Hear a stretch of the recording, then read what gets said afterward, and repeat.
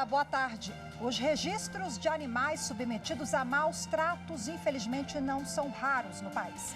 São abusos de todos os tipos. Um crime que costuma estar associado ao comércio ilegal desses bichos. A apreensão de uma naja e outras cobras exóticas no Distrito Federal chamou ainda mais atenção para o problema. De janeiro até o início deste mês, a Polícia Rodoviária Federal já resgatou mais de 27.400 animais silvestres vítimas do tráfico. Esse é apenas um dos destaques desta edição, você vai ver também. O Supremo Tribunal Federal retoma nesta quinta-feira o julgamento da ação sobre suposto dossiê do governo contra servidores identificados como antifascistas. Ministério Público do Espírito Santo quer que Sara Giromini pague R$1.300.000 por divulgar nas redes informações pessoais da menina de 10 anos, vítima de violência sexual. O vídeo teve 66 mil visualizações e resultou numa manifestação em frente ao Hospital Pernambucano. Procuradoria-Geral da República dá parecer favorável à condenação de desembargadora que acusou Marielle Franco de ter relação com organização criminosa. A PGR defende que a desembargadora Marília de Castro Neves, do Tribunal de Justiça do Rio, seja condenada pelo crime de calúnia.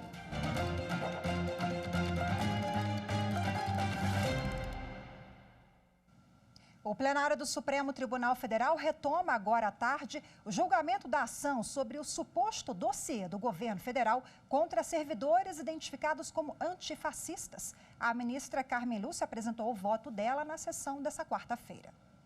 O partido Rede Sustentabilidade, autor da ação julgada nessa quarta-feira no plenário, questiona a investigação sigilosa do Ministério da Justiça contra um grupo de 579 servidores federais e estaduais de segurança identificados como integrantes do movimento antifascismo e professores universitários.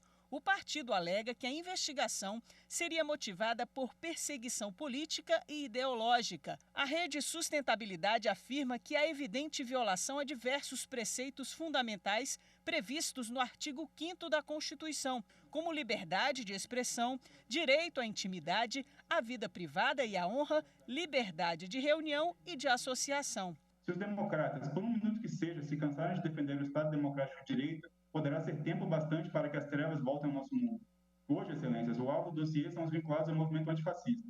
Qual será o foco da mira do laser estatal na próxima vez? O advogado-geral da União destacou que o sigilo é essencial para o serviço de inteligência e que não houve exageros por parte do Ministério da Justiça. É importante registrar que o ocorrido determinou a tomada de diversas medidas de integridade e de boa governança pública. Por exemplo, instauração de sindicância investigativa para apurar os fatos, substituição da chefia da diretoria de inteligência para garantir total isenção e liberdade para a comissão sindicante, comparecimento do ministro da Justiça para prestar esclarecimentos à comissão mista de controle e controle das atividades de inteligência. Voluntariamente isso aconteceu. Já o Procurador-Geral da República ressaltou que o serviço de inteligência antecipa cenários de riscos. O parecer dele foi pelo não conhecimento da ação. Organizam-se informações para formar conhecimento. Outra coisa bem diferente é a investigação criminal, cujo objetivo é coletar dados acerca da materialidade e da autoria de crimes. No caso vertente, as informações obtidas pelo Procurador-Geral da República, fornecidas pelo Ministro da Justiça, foram coletadas na atividade típica de inteligência, não de uma atividade de índole investigativa qualificada por sua natureza inquisitorial. No início do voto, a ministra Carmen Lúcia esclareceu que não havia decretado sigilo em nenhum documento. Carmen Lúcia destacou que recebeu do ministro da Justiça uma nota explicativa sobre o relatório e que nessa nota ele afirmava que não havia solicitado qualquer relatório e só teve conhecimento da existência do documento pela imprensa. Benza a Deus a imprensa livre do meu país. Benza a Deus que nós temos ainda um poder judiciário que toma conhecimento disso e que dá a importância devida para a garantia da democracia no sentido de a gente verificar do que se trata aqui, o que é e qual a resposta constitucional a ser dada. A ministra Carmen Lúcia ressaltou que a ação se justifica e votou pelo deferimento da liminar para suspender qualquer ato do Ministério da Justiça que implique em produção ou compartilhamento de informações pessoais ou políticas, práticas cívicas dos cidadãos identificados no movimento político antifascista. Concluo presentes na espécie os requisitos para o deferimento de medida cautelar nos seguintes termos, que é o meu voto. Para deferir a medida cautelar para suspender todo e qualquer ato do Ministério da Justiça e Segurança Pública de produção ou compartilhamento de informações sobre a vida pessoal, escolhas pessoais e políticas, práticas cívicas dos cidadãos, servidores públicos, federais, estaduais e municipais, identificados como integrantes do movimento político antifascista, professores universitários e quaisquer outros que, atuando nos limites da legalidade, exerçam seus direitos de livremente expressar-se, reunir-se e associar-se. É como voto, senhor presidente. O julgamento desta ação que nós acabamos de ver agora na reportagem será retomado hoje com o voto do ministro Alexandre de Moraes. Quem tem as informações é a nossa consultora jurídica, Gisele Reis. Os ministros vão decidir se suspendem a investigação que tramita de forma sigilosa no Ministério da Justiça e que foi recentemente noticiada pela imprensa, apontando que aproximadamente 600 pessoas consideradas opositoras ao governo estariam sendo monitoradas. Embora o órgão tenha poderes de atividade de inteligência estatal, que são inclusive permitidas por um decreto do presidente Jair Bolsonaro, a alegação é que houve desvio de finalidade e ofensa à liberdade de expressão. Até o momento, votou a ministra Carmen Lúcia pela suspensão imediata de qualquer tipo de investigação ou elaboração de dossiê de pessoas, servidores públicos com posição política contrária à do governo federal.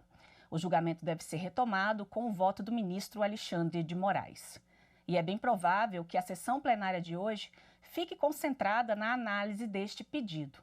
De toda forma, há outros 4 processos na pauta de julgamento. Um deles é o recurso que irá definir se o julgamento da tomada de contas especial é um requisito para a inscrição de municípios em cadastros de inadimplentes do Sistema Integrado de Administração Financeira do Governo Federal. O que se discute é a necessidade de concessão de amplo direito de defesa da entidade convenente antes de se proceder ao registro desabonador nos cadastros. Em relação ao tema servidor público, os ministros devem analisar um recurso que trata da possibilidade do Poder Judiciário determinar ao chefe do Poder Executivo o envio de projeto de lei para garantir o direito constitucional à revisão geral anual. Esse julgamento vai definir o papel do Judiciário nestes casos.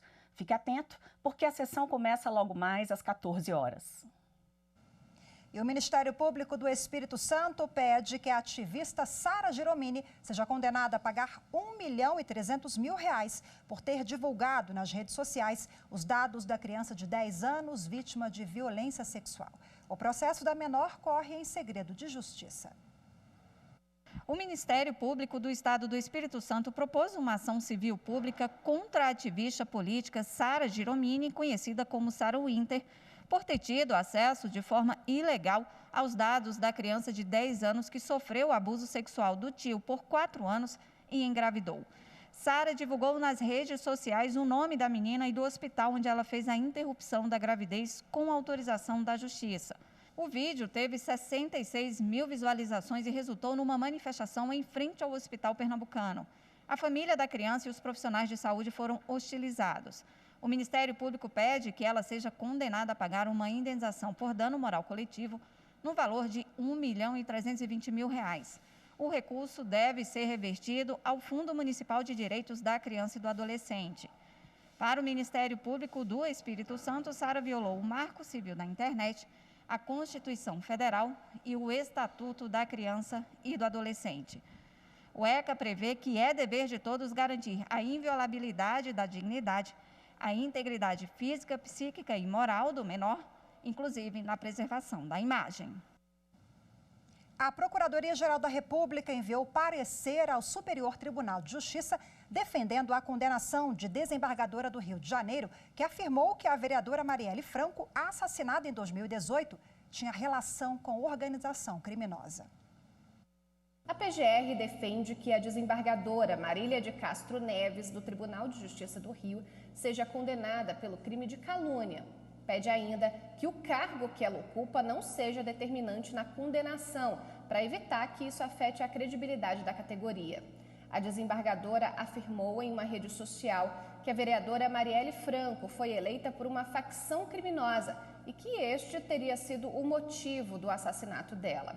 Em defesa ao STJ, a magistrada alegou que foi enganada por notícias falsas na internet e que apenas repassou as informações que recebeu. Disse ainda que não existe na legislação penal difamação contra mortos. Marielle foi assassinada em março de 2018.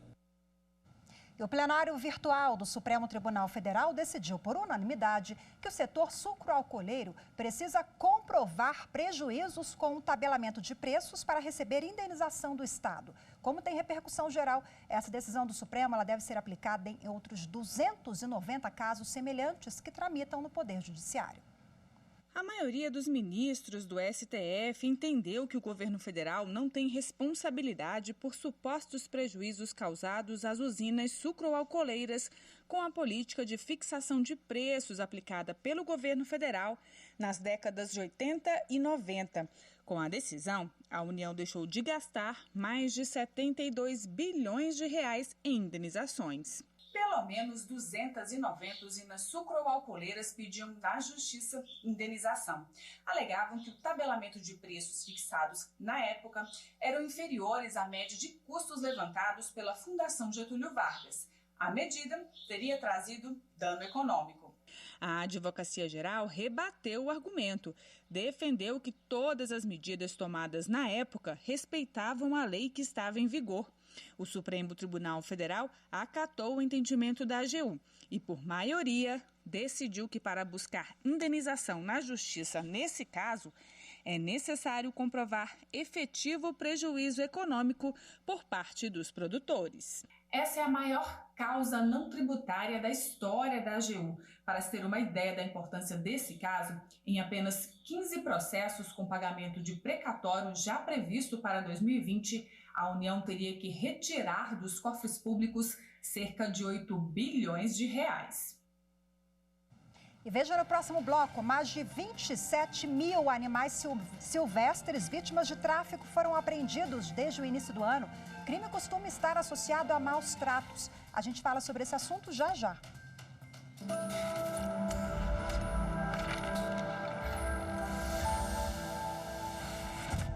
O homem tende sempre ao conflito. E a Constituição garante instrumentos de pacificação social. Por isso é tão importante que nós defendamos a nossa Constituição.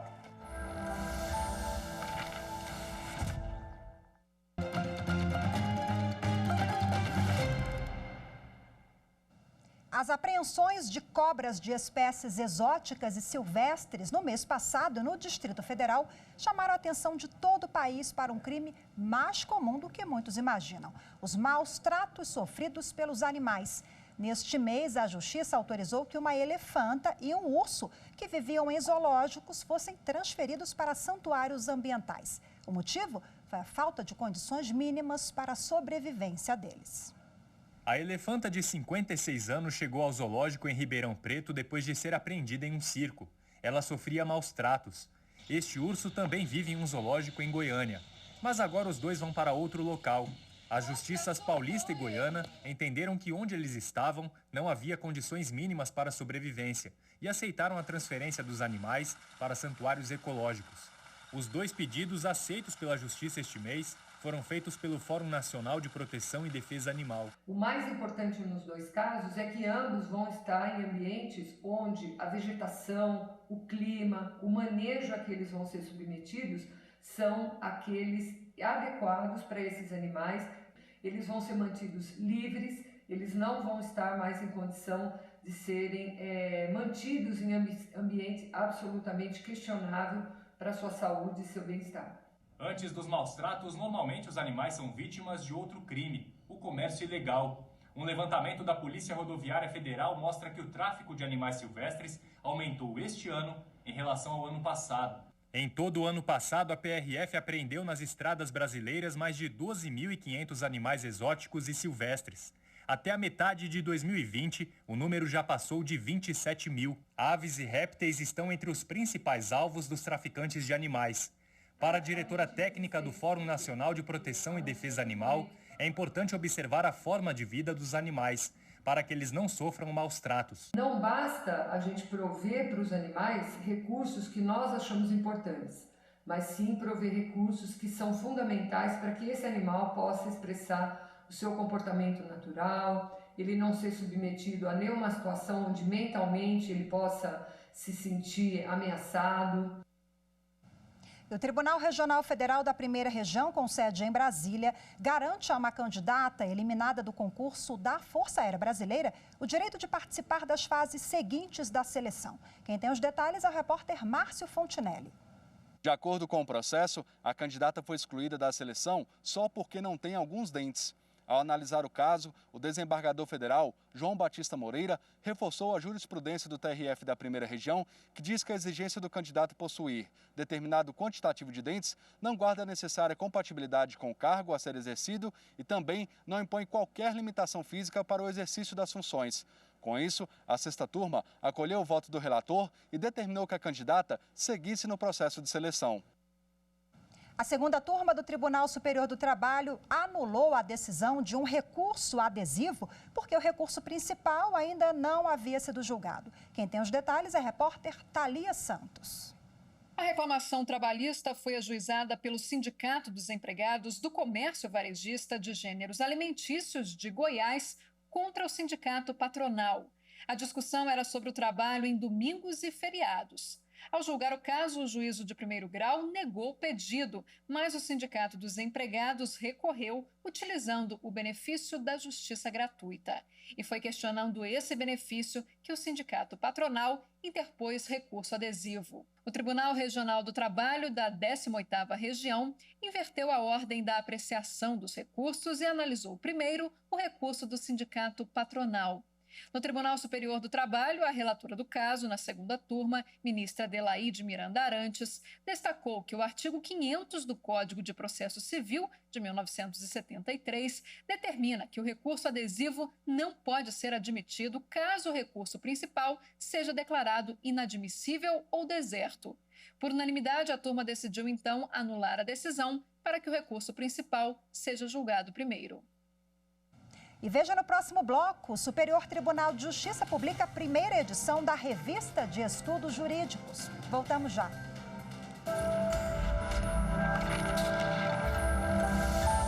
Significa um compromisso permanente, duradouro, com um consenso civilizatório mínimo e caro ao Estado democrático de direito. Um consenso de proteção a direitos fundamentais, de garantia do sistema político e a proteção dos direitos das minorias, mesmo diante do arbítrio e excesso das maiorias.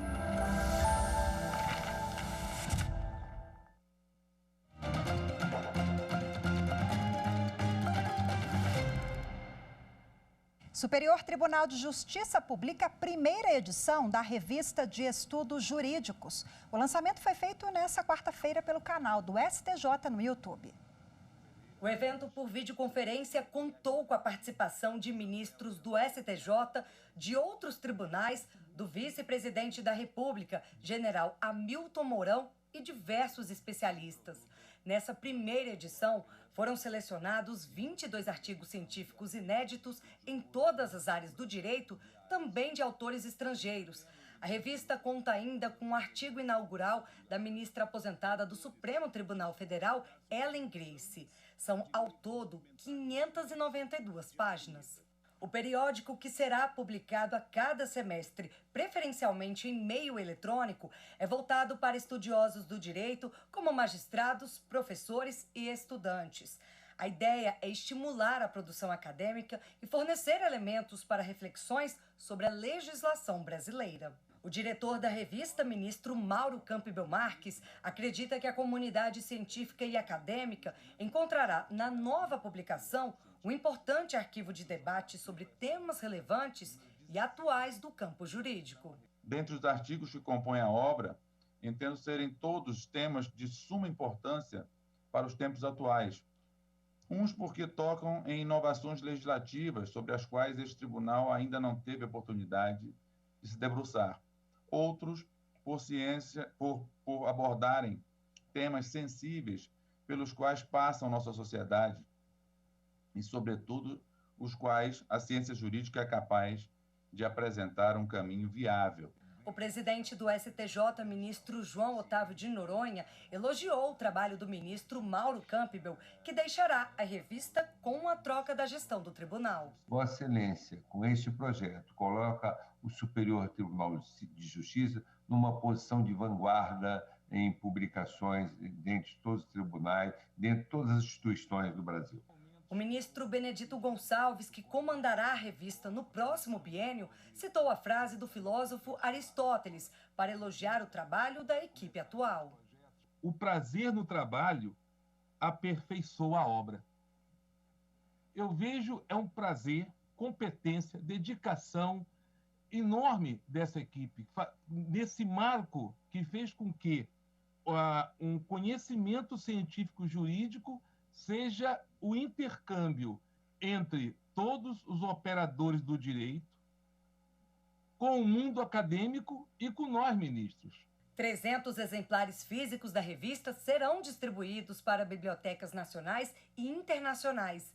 E toda a publicação já está disponível no site rejure.stj.jus.br. Esta publicação será, de fato, um marco na formação de novos debates, com o intuito sempre de engrandecer o ensinamento jurídico por meio de troca de conhecimento entre todos os operadores do direito. A quarta live da série Diálogos Democráticos, promovida pelo Tribunal Superior Eleitoral, acontece no próximo dia 28 de agosto, às 3 horas da tarde. O debate online vai abordar a importância do voto consciente para o aprimoramento da democracia. Participam Marcelo Taz, jornalista e apresentador e professor, Marina Silva, historiadora e ambientalista e senadora, e Caio Coppola, bacharel em Direito, jornalista e comentarista político. O mediador será o presidente do TSE, o ministro Luiz Roberto Barroso. A live será transmitida ao vivo pelo canal da Justiça Eleitoral no YouTube e em todas as redes sociais oficiais do tribunal. O Tribunal Superior Eleitoral vai realizar na próxima semana o TPS, que é o Teste Público de Segurança. A ideia é verificar se vulnerabilidades que foram identificadas no sistema de votação foram corrigidas. 3 peritos da Polícia Federal vão começar a trabalhar no Tribunal Superior Eleitoral em Brasília no dia 26 de agosto. A missão vai seguir até o dia 28 deste mês, das 9 horas da manhã às 6 horas da noite. Essa é a etapa de confirmação do TPS, o Teste Público de Segurança. Os profissionais vão verificar se as fragilidades que eles próprios haviam encontrado no sistema eletrônico de votação do TSE foram corrigidas pela equipe técnica do tribunal. As falhas foram identificadas por esses técnicos durante a 5ª edição do TPS, em novembro do ano passado, também na sede do TSE.